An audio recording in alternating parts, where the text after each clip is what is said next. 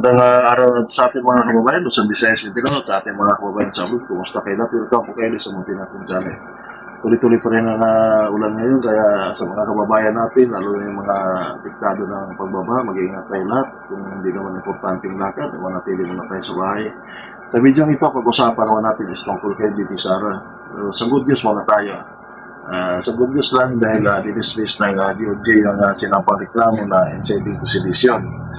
Bad news naman dito is sinampahan naman siya ng kaso ngayon sa Quezon City Regional Trial Court na 3 times ang grave threat. So dito naman may kapangyarihan naman talaga yung mga kinukulan sa kanila naman. Siyempre sagutin naman din ang defense team ng BP Sara.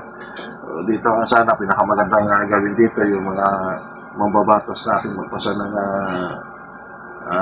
batas na kung nasampahan na sa impeachment court, dapat hindi na rin sana muna pagsabay yung kaso naman doon sa mga korte. Kung nasampahan pa naman ng reklamo, pero sana pinagpaliban muna kasi ang nangyari sabay-sabay. Gano'n pa man, nandiyan naman din yan. So, ano naman sagutin ng defense team ni BP Sara.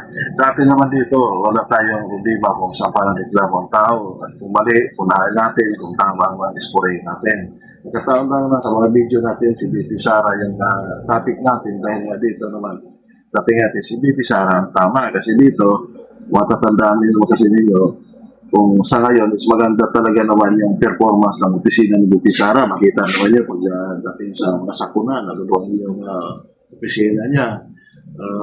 Dito naman kung ang team naman ng administrasyon naman ang nakaresponde agad, ano din natin, pasalamatan din natin. So wala tayong pinapalikan dito kung sa dapat tayo. Dito kami is nakakatawa na dito kasi ang daming bumatikos kay BP Sara na promote tuloy yung pagtakbo is 2020. Araw-araw siya na pag-usapan ngayon sa mga social media. Araw-araw, so libre yung sa kanya.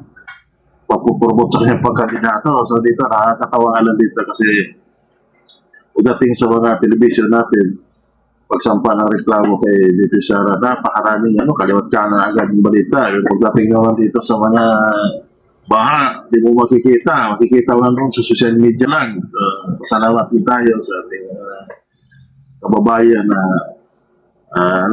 nakikipagtulungan naman pagdating sa social media dahil makita dito na tunay talaga na nangyayari sa ating bansa. Di kagaya dati na sa television na tayo umasa, tapos yung para panahon natin, hindi naman tama yung iba. So, sa atin naman dito, tuloy lang ang laban dito sa linaw ng pamamaraan, sa yung paraan naman na umunod naman ating bayan. Maraming salamat, mabuhay po tayong lahat. God bless.